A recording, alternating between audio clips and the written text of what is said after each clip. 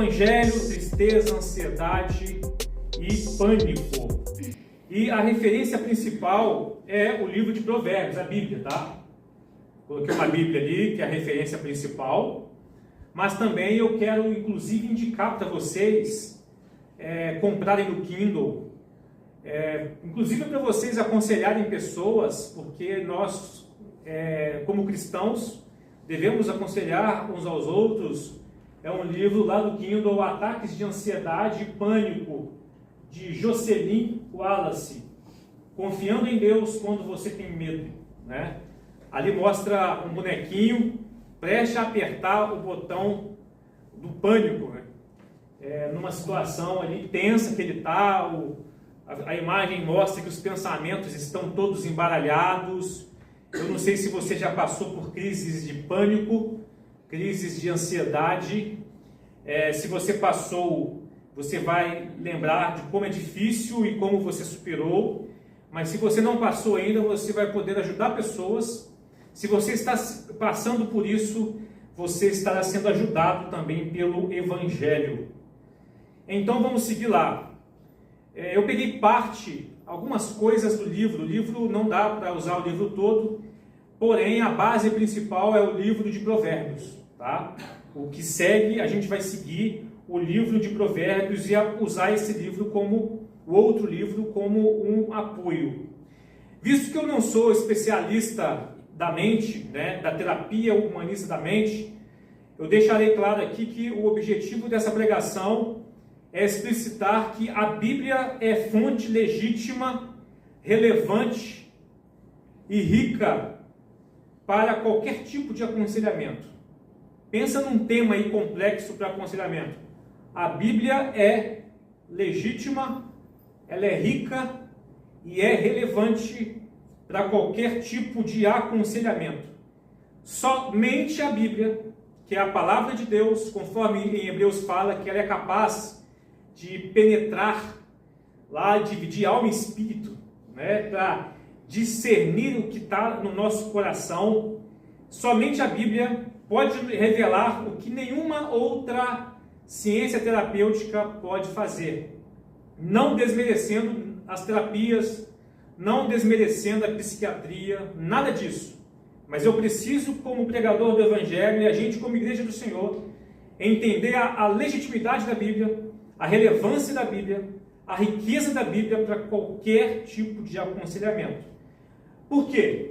Porque há uma verdade muito importante. Nós, seres humanos, estamos sob os efeitos da queda e da intensa influência que o pecado exerce no psiquismo dos seres humanos. Existe o efeito da queda. O efeito da queda nos debilitou. O efeito da queda debilitou você, debilitou o próximo, e a gente nessa interação, nesse mundo que se tornou hostil, um mundo perverso, isso gera traumas, gera dores, gera erros, gera decisões equivocadas, etc, etc. Por outro lado, eu não desejo jamais desqualificar conhecimentos da psicologia.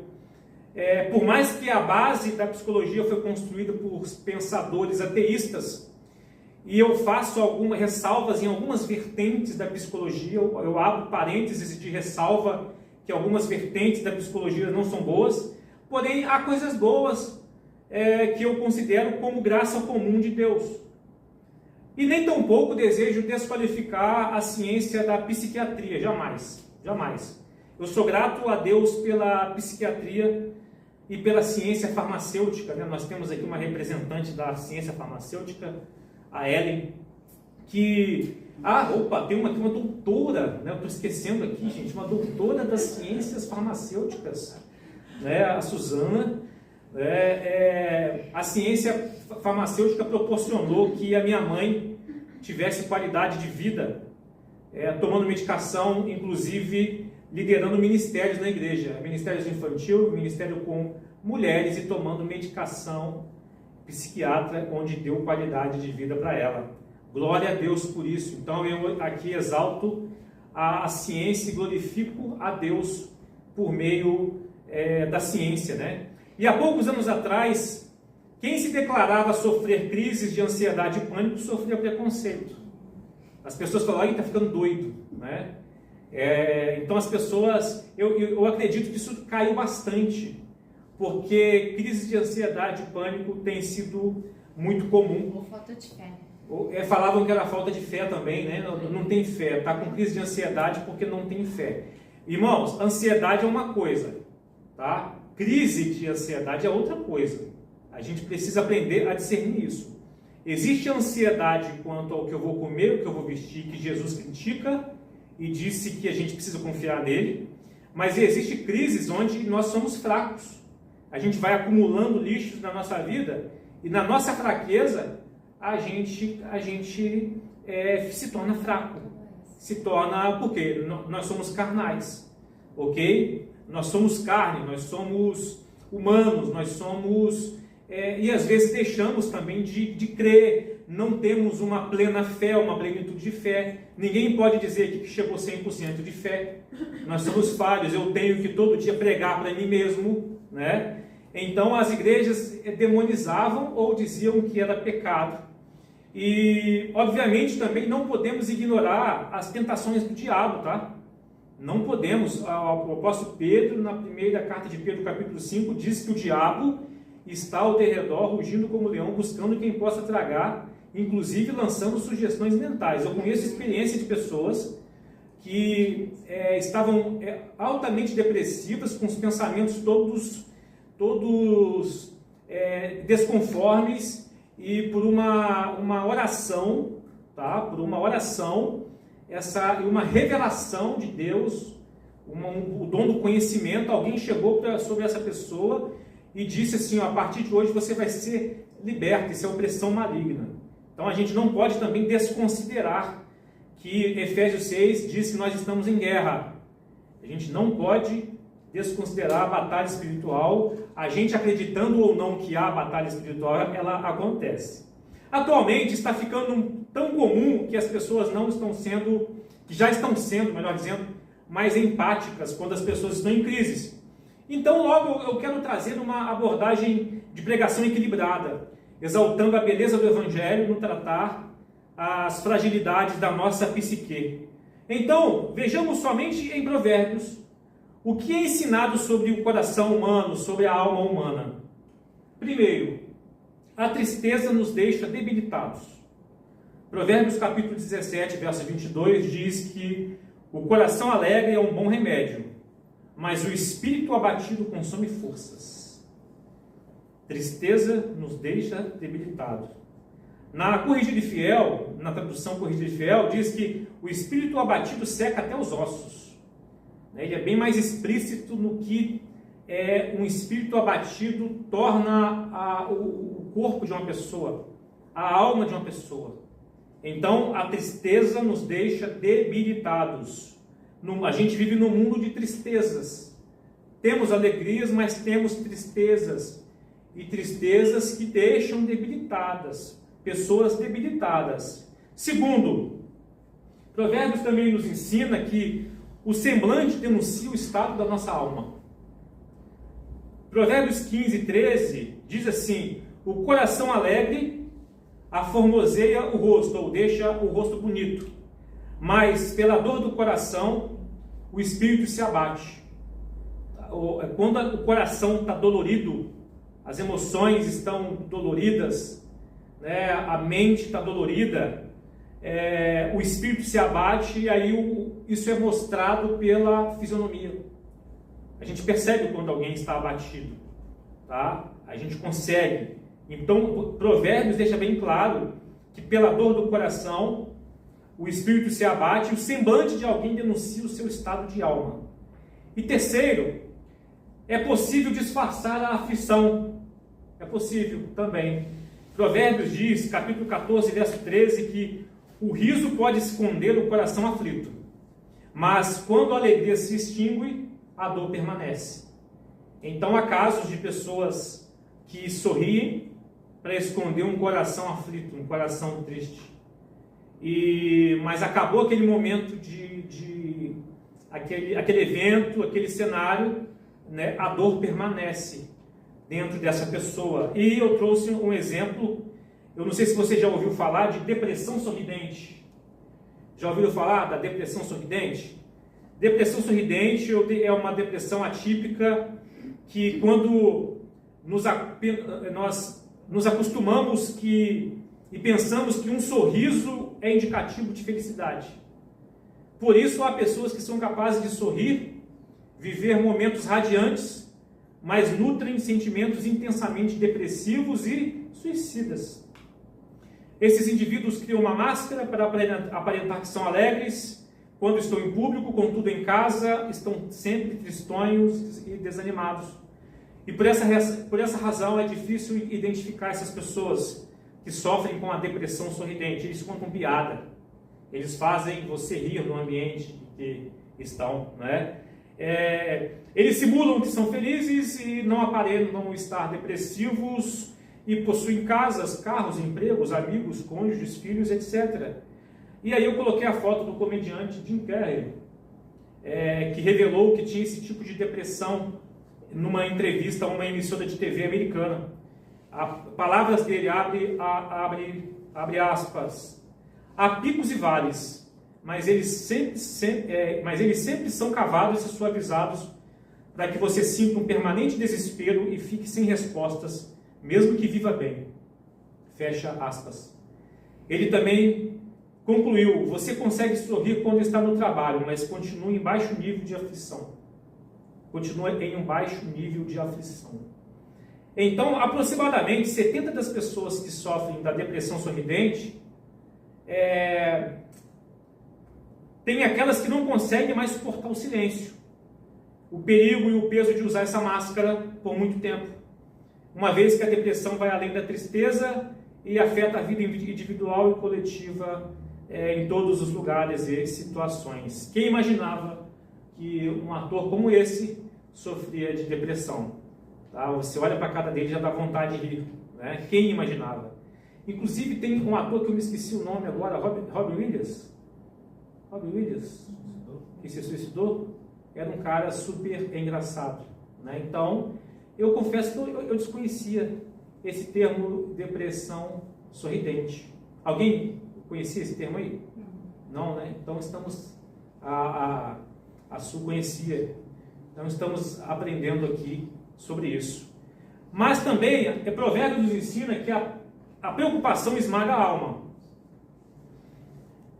Provérbios 12, 25 diz que a preocupação deprime a pessoa, mas uma palavra de incentivo a anima. Então, preocupação deprime. A gente precisa de palavras de incentivo. Então, quarto, a preocupação esmaga. Deprimir é esmagar a alma, o sentimento. E 5, para os aflitos, todos os dias são difíceis. Provérbios 15, verso 15, diz que para os aflitos todos os dias são difíceis, mas para o coração alegre a vida é um banquete contínuo. Então aquela pessoa que entra num vale, todos os dias são dias difíceis. Por outro lado, pode haver uma pessoa ao lado dela que a vida é um banquete contínuo. Mas existe uma outra pessoa que todos os dias são dias difíceis. Até aqui, então, somente em Provérbios vimos uma evolução de piora que pode desencadear uma crise emocional, uma crise de ansiedade. Vimos aqui que a tristeza debilita, né? E muda o semblante. O semblante denuncia que uma pessoa não está bem. Vimos que em Provérbios que pessoas tentam disfarçar o sofrimento. Vimos em Provérbios que a preocupação esmaga a alma, gera uma sensação de esmagamento. E vimos que chega um ponto de todos os dias se tornarem difíceis. E ali há a correspondência bíblica para fundamentar cada termo que foi dito aqui, cada etapa, para chegar ao ponto que todos os dias se tornam difíceis. Lembrando que na corrigida fiel, capítulo 17, verso 22, diz que o espírito abatido seca até os ossos. Daí, eu peguei parte do livro que eu indiquei aqui. Eu vou ler aqui agora. Sofrer de ansiedade e pânico pode dar sensação de incapacidade. As emoções de medo e pânico são bem reais, bem fortes e aparentemente impossíveis de explicar. A ansiedade e pânico parecem sair do nada. Você nem sabe o que está pensando e de repente entra em pânico. Há casos também que gera gatilho. Você ouve alguma palavra ou vê alguma situação, também há casos de gatilho também. Agora, o problema é pequeno no início, mas sem tratamento, a ansiedade e o pânico pode afetar toda a sua vida. Você pode sentir que está ficando com medo de ter medo, medo de passar mal, medo de morrer, medo de ficar estendido no chão. Pode começar a se preocupar se um problema raro de saúde estaria causando tantos sintomas físicos estranhos. Aí a tendência é começar a achar que é algum problema sério de saúde e que está morrendo. Não é comum, ou melhor, é comum pessoas chegarem na emergência de hospital achando que está tendo um infarto, achando que está morrendo. Se alguém está aqui passando por essa sensação, ou já passou por isso, você não está sozinho. Milhares de pessoas têm enfrentado isso. No livro que eu indiquei, eu queria muito que vocês adquirissem. É baratinho esse livro, se não me engano. Acho que custa menos do que 10 conto, né, se eu não me engano. Ele cita uma história de uma mulher chamada Mia. Né? Mia engoliu o nó na garganta e se preparou. Ela sabia o que vinha pela frente. Aprender a lidar com esses episódios sozinha em casa, mas agora ela estava bem no meio do mercado. Mia, uma mulher, estava no mercado fazendo compra. Seu coração estava começando a acelerar e ela estava tendo dificuldade para respirar. Sua mente também estava a mil e, além do mais, a visão estava ficando embaçada. Ela tentou empurrar o carrinho rapidamente para o caixa e sair da loja antes que a situação se agravasse. No entanto, quanto mais ela caminhava, mais sentia como se o mundo estivesse fechando sobre ela. Estava com muito medo e nem ao menos sabia o porquê. Ela se sentia tonta, seu coração estava palpitando, seus dedos começaram a formigar. Ela perguntou se estava morrendo, tendo um ataque cardíaco ou ficando louca. Ela sabia que não conseguiria passar pelo caixa, por isso correu até os fundos do mercado o mais rápido que pôde. E nesse momento ela mal conseguia respirar. Estava vendo estrelas, não conseguia sentir as mãos nem os pés e sabia que em 3 segundos iria começar a vomitar. Chegou ao banheiro bem na hora, em seguida sentou-se no chão, apoiou a cabeça nos braços e chorou. Ela pensou: qual é o problema comigo? Por que estou tão confusa? O que está me deixando tão perturbada? Ficou lá sentada e chorando por 15 minutos. Então levantou-se lentamente, deixou seu carrinho, arrastou-se até o carro e foi dirigindo para casa. Uma vez em casa, rastejou até a cama e dormiu por 3 horas. Ela não podia continuar vivendo desse jeito. No entanto, como seria controlar essa sensação de pânico? Como que Mia conseguiria controlar? Porque o pânico é o seguinte: o corpo ele responde imediatamente a um perigo que você não vê na sua frente, mas na mente existe um perigo gerado. E o corpo, né, que é uma máquina perfeita, ele começa a gerar uma reação ao perigo, mas você não está vendo. Então, um ataque de pânico é definido como um período discreto de medo, de desconforto intenso, no qual 4 ou mais dos sintomas a seguir desenvolve-se abruptamente e atinge o pico em 10 minutos. Gente, eu estou falando isso aqui porque isso aqui é tabu nas igrejas, tá? Dificilmente você vai ver alguém, alguma igreja, algum pregador falando sobre essas coisas, tá? Dificilmente. Tomara que haja, tomara que eu esteja alienado, né? Mas pelo que eu sei, isso aí as pessoas fogem de abordar esse tema. Então, quais são as indicações, né? Palpitações, taquicardia, sudorese, né? Começa a suar, tremores, agitação, falta de ar, sufocamento, sensação de asfixia, dor, desconforto no peito, náusea, desconforto abdominal, tontura, vertigem, desmaio, desrealização, que é uma sensação de irrealidade, ou despersonalização, que é a separação de si mesmo, uma coisa muito doida que acontece, medo de perder o controle, medo de enlouquecer, medo de morrer, e parestesia, que significa adormecimento e formigamento, ondas de calor e calafrios. Foi isso que me experimentou a personagem, né? Ou eu acredito que seja uma pessoa real, quando estava no mercado, deixando-a exausta, deixando-a constrangida. Ela não tinha certeza exatamente do que havia causado o ataque de pânico, porque se acostumara a pensar a esse respeito de maneira receosa, né, num certo preconceito até, e na verdade um pensamento breve e à primeira vista inofensivo sobre qual seria o valor das compras, rapidamente desenrolou-se em uma preocupação. Quando ela pensou na questão do valor das compras, pode ter sido o gatilho dela. Veio essa preocupação ilógica de que ficaria sem dinheiro, perderia a casa e finalmente iria à falência, o que era um dos seus maiores medos. Sempre que começava a pensar em dinheiro, medos intensos de não ser capaz de se manter vinham à sua mente. Isso gerou essa sensação dela dentro do supermercado. Então, como vimos somente em Provérbios, ficou claro que Deus entende as crises humanas. Se Provérbios fala disso, Deus entende crises humanas. Porém, quem sofre sente vergonha, fica assustado, fica abatido e talvez é uma pessoa incompreendida, até mesmo na família. Mas vamos ao Evangelho. Vamos ao Evangelho, então. O primeiro conselho do Evangelho é: aceite que você é humano e não é Deus. Esse é o primeiro conselho do Evangelho. Deus é onipotente. Oni, todo. Potente, poder. Deus tem todo o poder.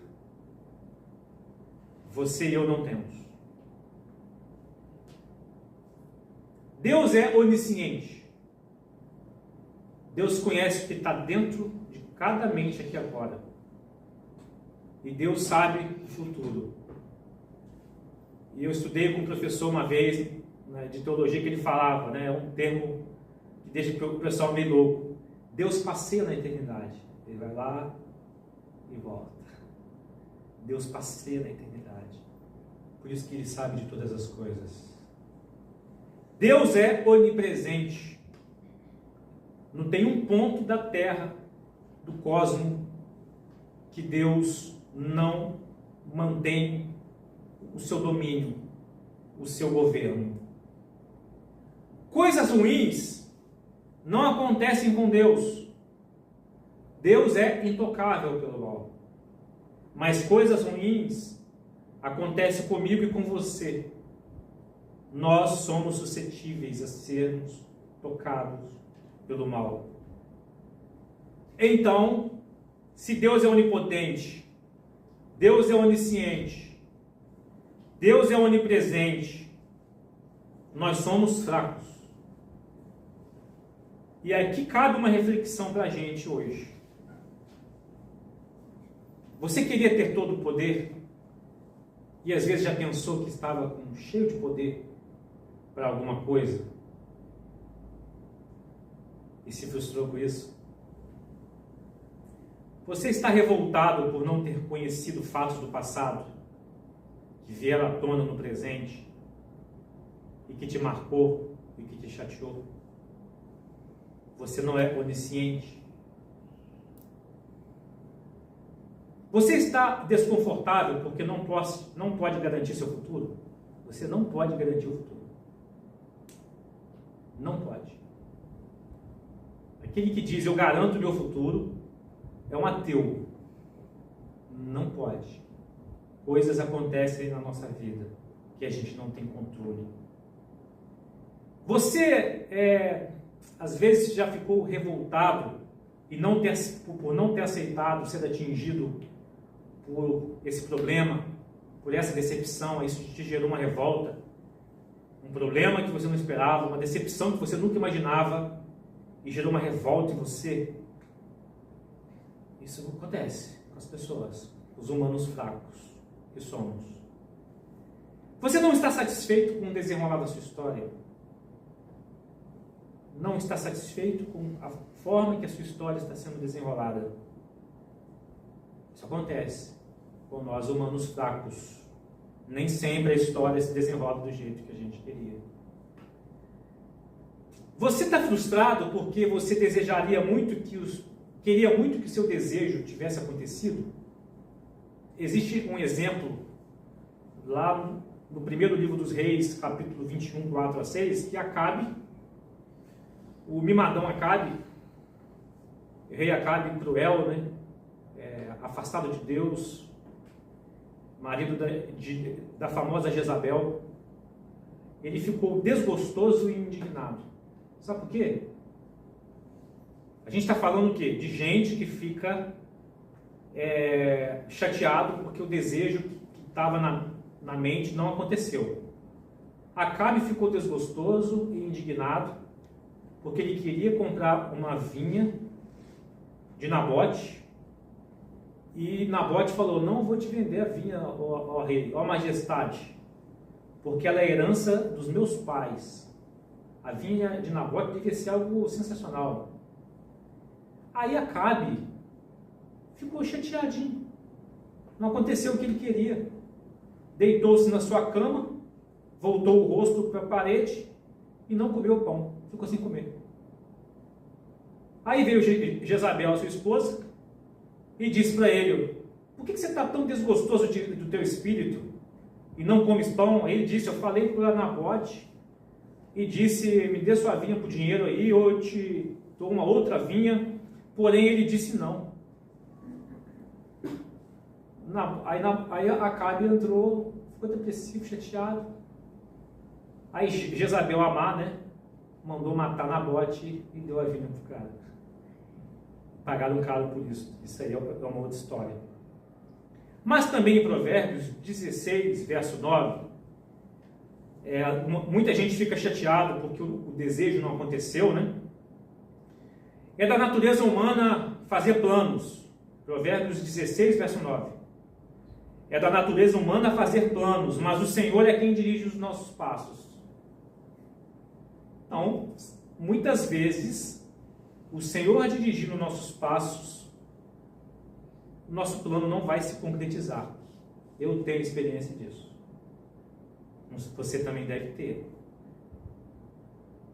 Mas pode também há pessoas aqui, ou pessoas que vão ouvir essa mensagem no futuro, que pode dizer assim, ó: eu corri para fazer as coisas acontecerem, seja na parte financeira, na parte amorosa, profissional, nos negócios, eu corri para fazer as coisas acontecerem, mas deu errado. Ó Deus, cadê você? Deus existe? Eu corri para fazer e deu tudo errado.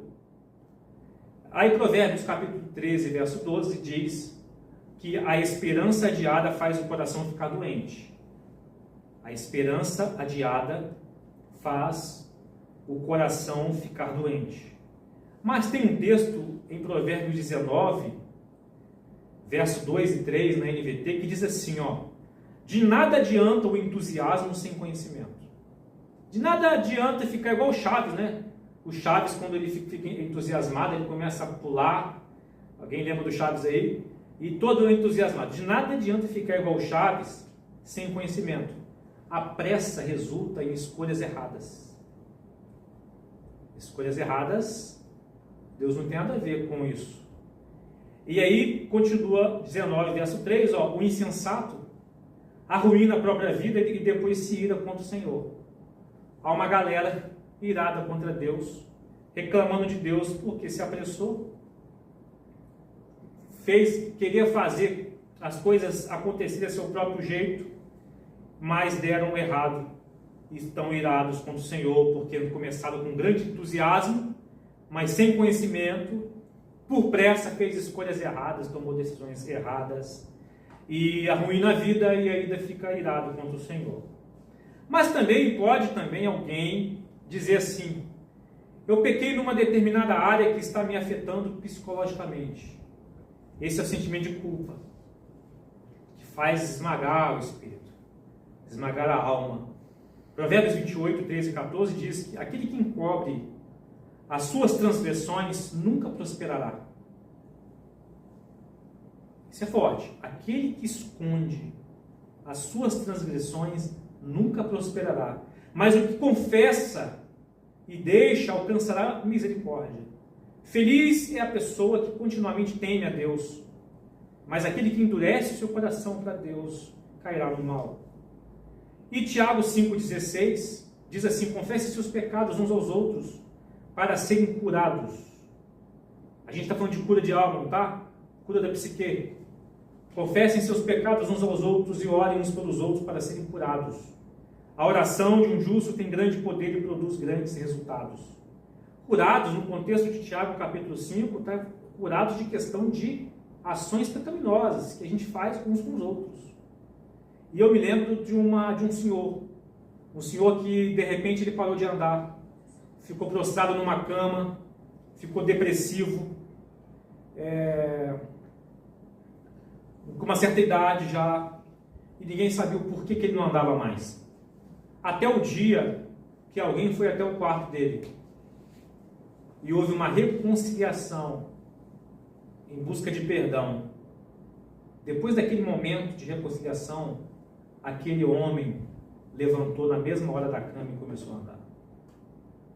O cara ficou quase um paraplégico por causa de doença da alma. O pai da Lucimar. Outra coisa também sobre consciência manchada, né? Provérbios 28, 17 diz que consciência manchada de um assassino vai acompanhá-la até o inferno e ninguém o livrará dela. Consciência manchada tem trazido distúrbios emocionais nas pessoas por causa de questões de consciência. A consciência está pesando, geram distúrbios emocionais. Provérbios 28, 17. Mas você é humano, eu sou humano, graças a Deus que nós somos humanos. Mas humanos são atingidos por terceiros, humanos falham, humanos pecam, mas humanos desobedecem a Deus. E o Evangelho promove condições de arrependimento. De tudo que foi falado aqui, se alguma coisa mexeu contigo, se o Espírito Santo ativou alguma coisa aí na sua mente sobre algo, o Evangelho promove condições de arrependimento e uma nova vida com Deus. O segundo conselho é o seguinte. Voltei. Se espelhe na fraqueza e na obediência de Cristo 100% humano. Você tem alguém para se espelhar. Num Deus que se fez carne, 100% Deus. Ele abriu a prerrogativa de usar a sua potencialidade de ser Deus para ser 100% humano, para ser o meu e o seu substituto. O texto diz que Jesus, no verso 22, 44, antes de ser preso, você vai lembrar disso, ele estava no Getsemane, ele fez a ceia da Páscoa, ele saiu cantando uma música, um hino, e caminhou para um lugar chamado Getsemane. E lá, com Pedro, Tiago e João, ele se distanciou e foi orar, sabendo que estava chegando a sua hora. O texto de Lucas 22, 44 diz que Jesus, em agonia, orava mais intensamente. E o seu suor tornou-se como grandes gotas de sangue que corriam até ao chão. Já imaginou isso? Imagine agora a agonia que Jesus estava. Do suor de Jesus se tornar em gotas de sangue.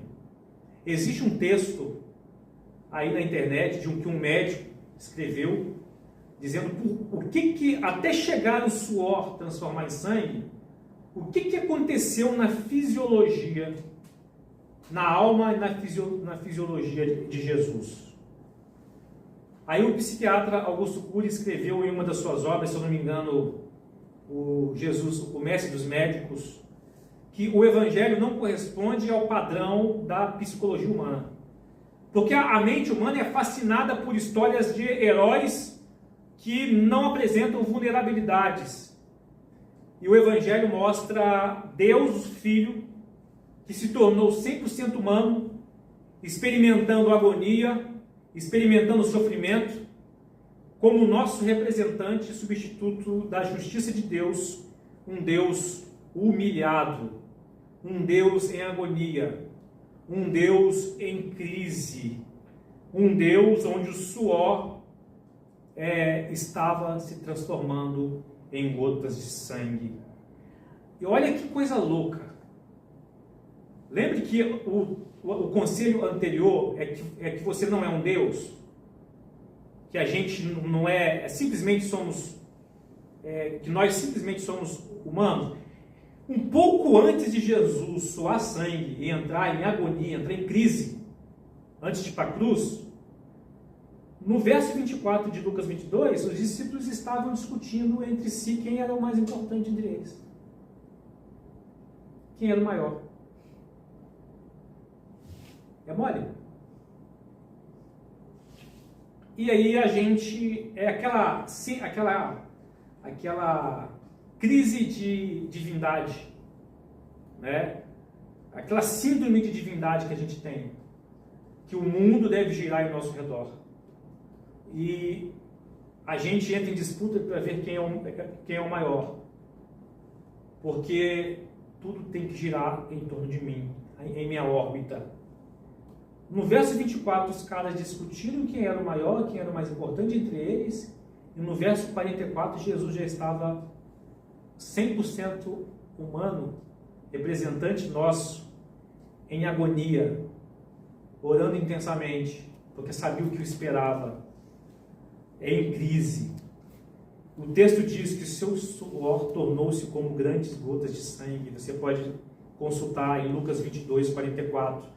Gotas que corriam até o chão. O Deus, então, 100% homem, não teve vergonha de crise emocional. Ele não teve vergonha. Por isso que se espelhe na fraqueza e na obediência de Cristo 100% humano.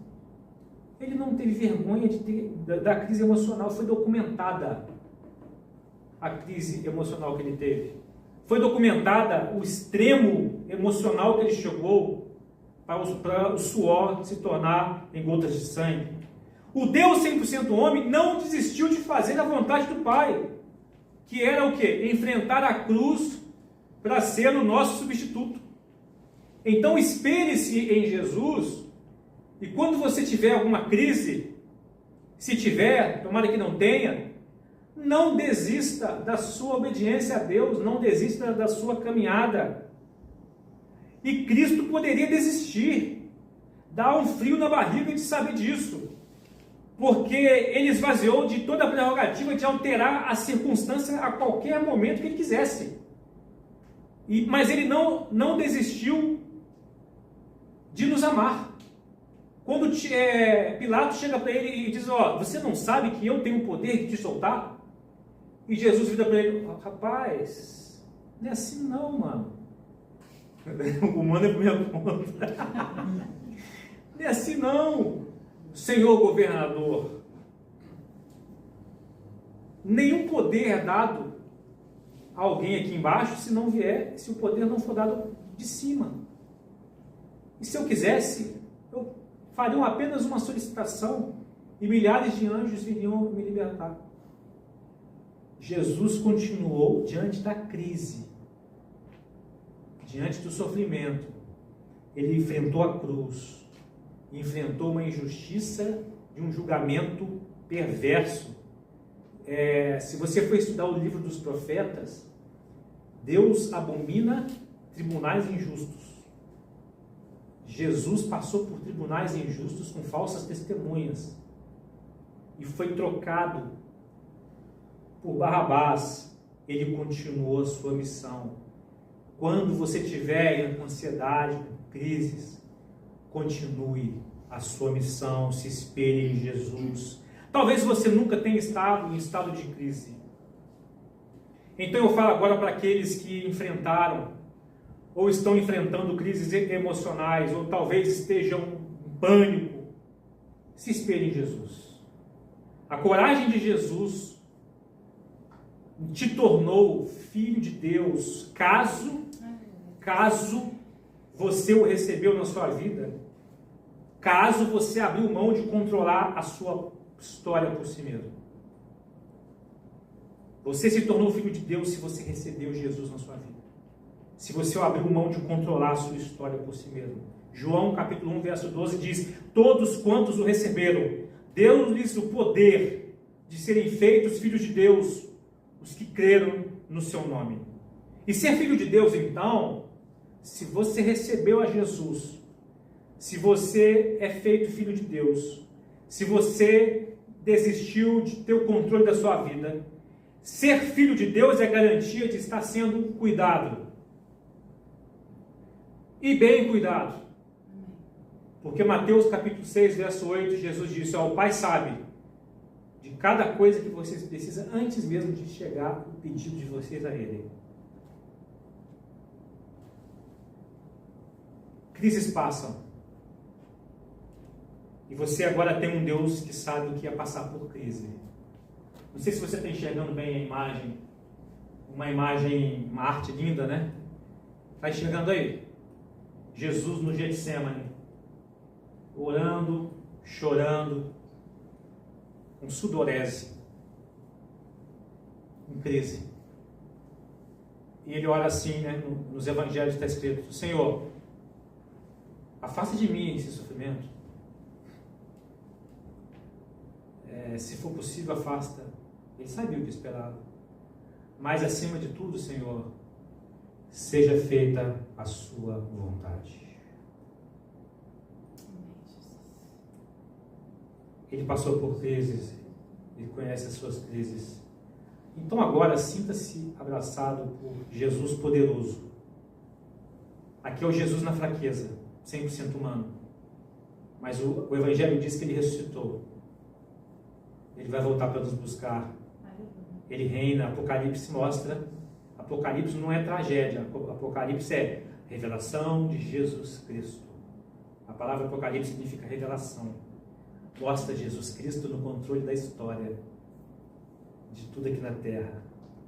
Daí, sinta-se abraçado por Jesus e vai pro consultório dele. Vai para a clínica dele. Olha aí. Visto, portanto, que temos um grande sumo sacerdote que entrou no céu, Jesus, Filho de Deus, apeguemo-nos firmemente àquilo em quem cremos. Você crê? Você crê que Jesus ressuscitou e é Filho de Deus? Morreu por você? Que Ele está vivo? Então apega firmemente isso, porque o nosso sumo sacerdote entende nossas fraquezas, pois enfrentou as mesmas tentações que nós, mas nunca pecou. Jesus enfrentou crises emocionais, mas nunca pecou. Assim, aí a ida para o divã dele. Aproximemo-nos com toda a confiança do trono da graça, onde receberemos misericórdia e encontraremos graça para nos ajudar quando for preciso. Que texto! O Deus que você serve é o Deus que sentiu na pele as suas crises. E quando você ora e pede ajuda, Ele sabe o que é isso. Isso é sensacional. Enquanto os deuses gregos, eles ficavam, a mitologia, né? A mitologia, obviamente, distante, sempre a história é distante dos homens. Lá no Olimpo, o Deus verdadeiro se torna carne e vem habitar entre os homens, passar por crises, encarar uma cruz e saber tudo o que você sente. Então é um Deus altamente empático a mim e a você. Aí é importante, então, avaliarmos a nossa agenda. Muitas vezes nós entramos em tristeza porque nossas agendas não estão sendo cumpridas, a gente fica ansioso e com medo de nossas agendas, nosso calendário não se cumprir. Lembre-se do que foi citado aqui, a oração de Jesus no Getsemane. Senhor, não faça a minha vontade, mas assim a tua vontade. Na crise, deu vontade de Jesus não ir para a cruz. Mas ele obedeceu quem? O Pai. Ele obedeceu a missão. Então Jesus é o exemplo de obediência para mim e para você. Você tem coragem de dizer isso? Na crise, Senhor, não faça a minha vontade, e sim a tua vontade. Uma dica, já estamos encerrando. Reprograme a sua mente. Reprograme a sua mente. Quando estamos em meio de ataque de ansiedade ou de pânico, é difícil. Mas diante dos momentos que a ansiedade dá uma trégua, a gente deve reprogramar a nossa mente. Porque o Senhor permite condições pela sua graça da gente raciocinar, da gente treinar os nossos corpos e mentes para funcionar de maneira justa, conveniente e sábia. Uma sugestão do livro, aí eu estou trazendo agora uma sugestão do livro que eu indiquei. Mantenha um diário de pensamento. Psicólogos também indicam isso. Manter um diálogo de pensamentos, dos seus pensamentos. É uma forma de ajudar a si mesmo a crescer, registrar por escrito os seus pensamentos de ansiedade e aprender a aplicar soluções bíblicas para cada pensamento. Fazer um exercício diário de aplicar soluções bíblicas para cada pensamento de ansiedade. E uma semana fazendo o diário de pensamento, será possível começar a identificar os padrões daquilo que você tem medo. Aí, quando o medo se transforma em ansiedade, chegamos à conclusão, isso é um grande perigo, tá? Quando o medo se transforma em ansiedade, nós chegamos à conclusão de que Deus não é bom o suficiente ou não é poderoso o bastante para impedir que algo, em última instância, vai nos ferir. Que algo, em última instância, vai nos ferir, aconteça. Em muitas situações, quando nos vemos ansiosos, é porque decidimos que a única pessoa em quem podemos confiar para nos manter seguros somos nós mesmos e não Deus. Isso é importante refletirmos nessa noite. Aí, esses pensamentos que a gente idealiza na nossa mente, é Deus dissociado de nós. Logo, Deus dissociado de mim, significa que Deus não trabalha para o meu próprio bem. Agora, outra dica do livro que eu estou trazendo aqui, preste atenção às perguntas que você faz a si mesmo. É mais provável que a sua mente esteja cheia de perguntas. E se? Eu já conversei com pessoas em crise que a pergunta é: e se acontecer isso? E se fulano morrer? E se o meu filho tal? E se eu perder o emprego? E se o presidente que eu quero perder? E se a inflação aumentar? E se fulano me fizer mal? E se não dar certo? E se eu não conseguir terminar a faculdade? Os e se que você faz mostram onde está o foco do seu coração.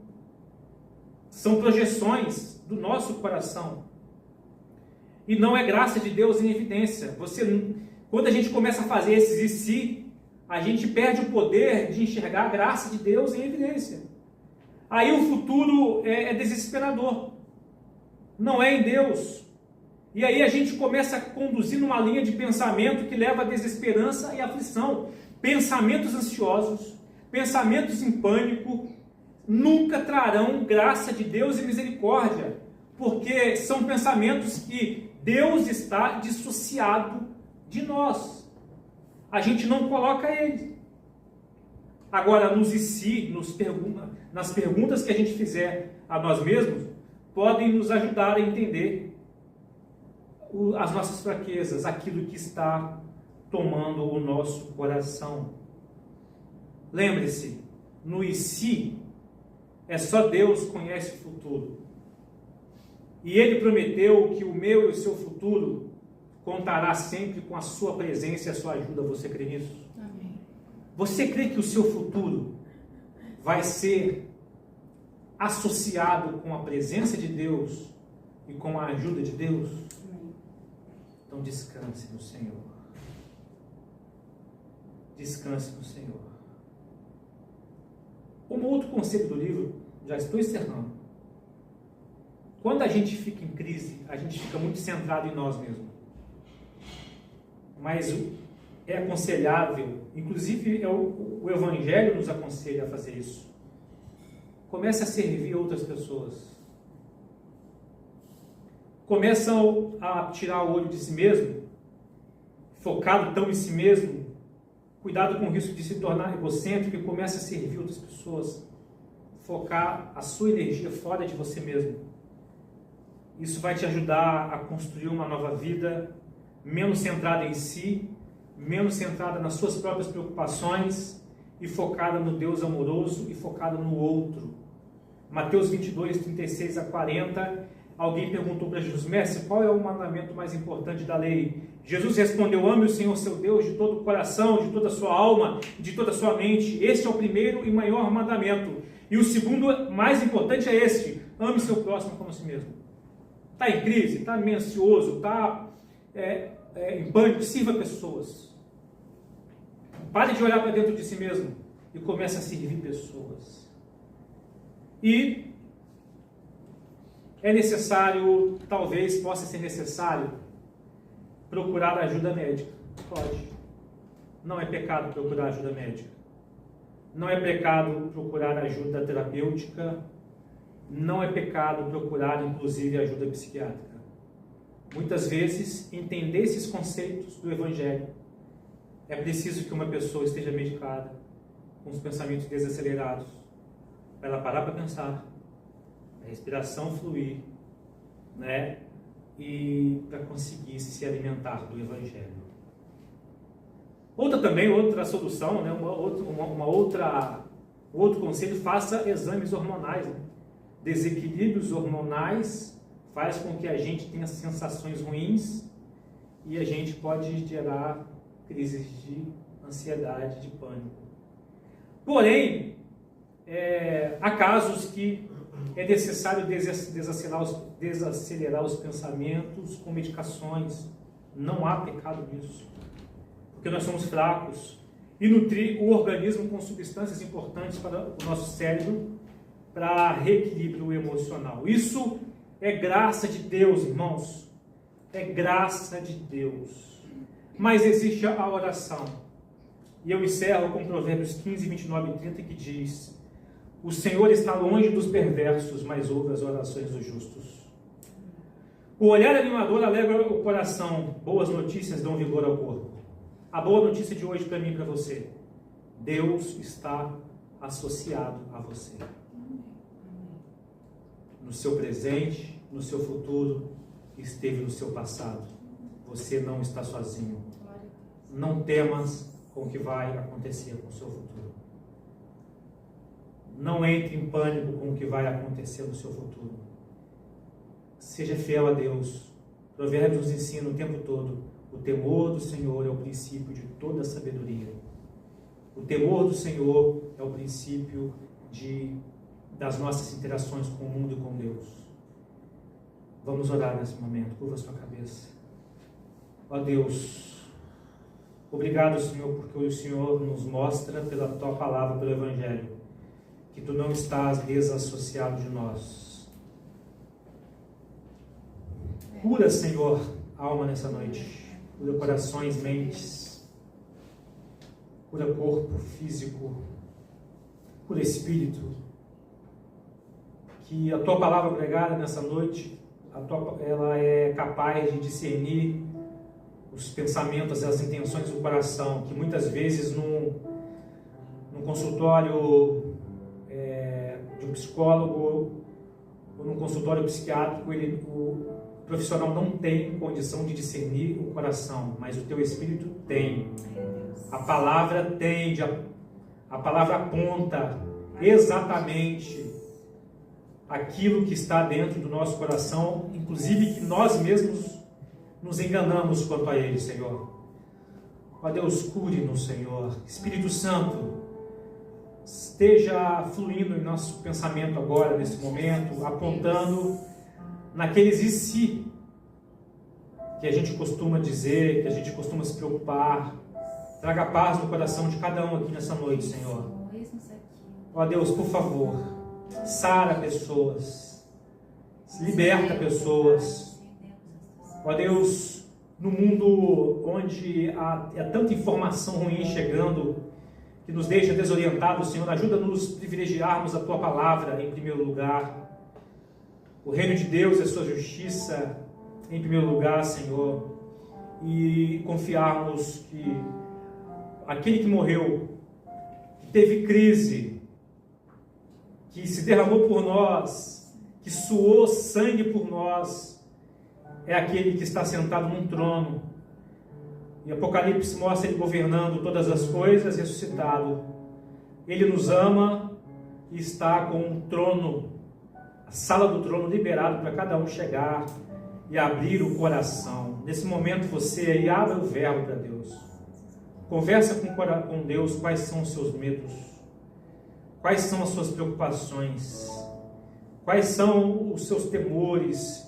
Conversa com Deus aquilo que está te fazendo mal. Abra seu coração, porque o trono da graça está aberto, caso você recebeu Jesus e se tornou filho de Deus. Se você é filho, você tem um pai. Você tem um pai que cuida de você. Fale com ele agora nesse momento, descanse nele. E diga para ele: Pai, é isso e aquilo. O problema é do Senhor, Pai. Eu não sei mais o que fazer. Eu não sei para onde ir. O problema é do Senhor. Ó Deus, faça isso conosco. Aumente nossa fé. Perdoe nossos pecados. Perdoe nossos pecados de muitas vezes nos ferirmos por pressa, por loucuras na vida, por desobedecer sua vontade e por desejarmos achar que o mundo giraria em nosso redor.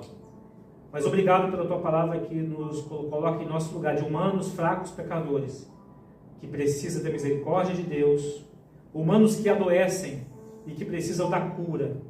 Então cura nessa noite, Senhor, aqueles que estão adoecidos. Por favor, Senhor, obrigado pelo Teu amor, pela Tua misericórdia sobre nós. Nós oramos em nome de Jesus. Amém.